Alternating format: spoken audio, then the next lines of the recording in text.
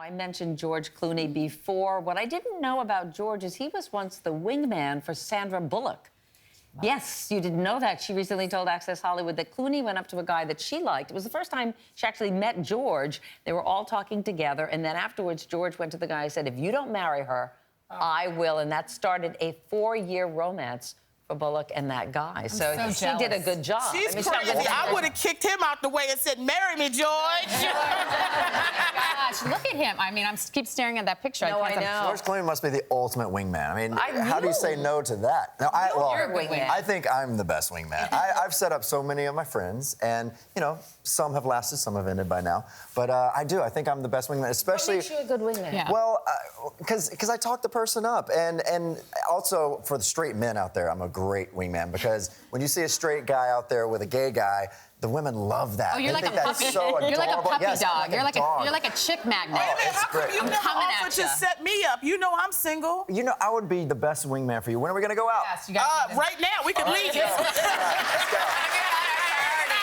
I got you. All right, I got you. I'm gonna hold you to that. The best. Let me move on. Let me ask you, how far would you go for beauty? What would you do? Would you spend several minutes in a tank full of air at sub-zero temperatures as low as minus 240 degrees Fahrenheit in hopes of burning some calories? Well, the process is called cryotherapy. It is growing around the country in terms of interest and facilities that offer it. But there's a woman who died last week in Nevada at a cryotherapy center. She was actually an employee while she was trying to give herself a treatment in the tank. Now, you're always supposed to be with somebody else. I understand that she was alone. She did it after hours. Yeah, after hours. Yeah. Did she fall asleep? No, I think she got locked in and she couldn't get herself out. It's a bigger pretty question. Frightening thing. Yeah. I don't know. I'm afraid of anything that you're a contraption you're stuck in, and anything with going under the knife. I feel like it'd be that 1% something would happen. I don't know if I would be. Yeah, the cat lady. You know you would be the cat lady. But now there's so many treatments that are non-surgical. Like this one, it freezes away the fat. There's like the cool sculpting that melts. Yeah, but she didn't die because of the treatment. She died because she was in it for 10 hours and she wasn't using it under the right circumstances. I think people should really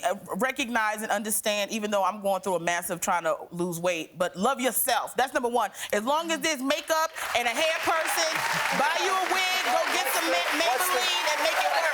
Yeah, but what is the difference between wearing makeup, putting braces on, cutting your hair, shaving your face? Why is that so different from... Why do you stop there? Because I don't have to cut my head open to put this wig on. I braid it back, put it on, and I'm out the door. It comes off. Here's the thing. The difference is what she's saying. It all comes off. I think if it makes you feel better about yourself, I have no problem with somebody having plastic surgery or whatever it is, if it makes them feel better. I don't either. I think that confidence is such an important part of being a successful person and being a good parent or being a good wife or being a good partner. So I think if it makes you feel good, do it. I feel bad because there is so much pressure now. And with social media, the pressure is just getting worse and worse and worse, especially for younger girls. I don't like to see that. Well, they're getting surgery before they even need surgery. Yeah, That's preventative stuff. It's leading to body dysmorphia, and that's, you know, that's Wait a second. All you guys a couple weeks ago, though, said, we talked about a 6-year-old getting his ears done and everything. He was 6 years old, and I said, he's growing into his body. You guys all said, he should do it, he should do it. And now you're saying... I did if it made him feel better and talking about girls getting stuff done. I think there's a really big difference between a young boy who feels so insecure about his ears, and it's basically a deformity for him,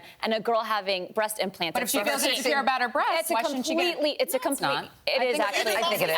I think it's apples and apples. It's a completely So what if she feels better about herself at 16 years old getting breasts? Well, I think that you're putting a lot of emphasis on something that's sexualized. I don't think anyone's sexualizing ears, and I think breasts are sexualized in our society. This is a little boy who had been bullied, and there was a little bit of a different thing. There are girls who are 60-year-old who don't have, or maybe 21 years old that don't have, you know, I got ample bosoms. It's a coming out present. It has nothing to do. It's like, mommy's going to let me grow my boobies for my 16th birthday. I mean, that's a little different. I think apples and oranges. I think it depends on for me, that's why I was saying, if you teach kids to love themselves and just go, you're beautiful, and if you want to add something like a wig and a little makeup, fine. That's why I don't like to do surgery for myself, because I know when I have children, I don't want them to feel the need to have that. You know what I said to my girls when my girls always say, "Mom, you look pretty today," and they're 4 and little know nothing. I always say, "Thank you so much for noticing." I don't say, "Oh, I'm not pretty" or anything. And I champion myself, even though some days I don't feel pretty or don't feel anything. But I say thank you. But you can still champion yourself. I think you can champion yourself in any situation. At telling me I look beautiful. And then you tell me I look beautiful when I come over. I love them little girls. Let's go back to the braces thing. We've all had braces. Yeah, we've all had And that's barbaric, and it hurts, and it's months of wearing them, but we still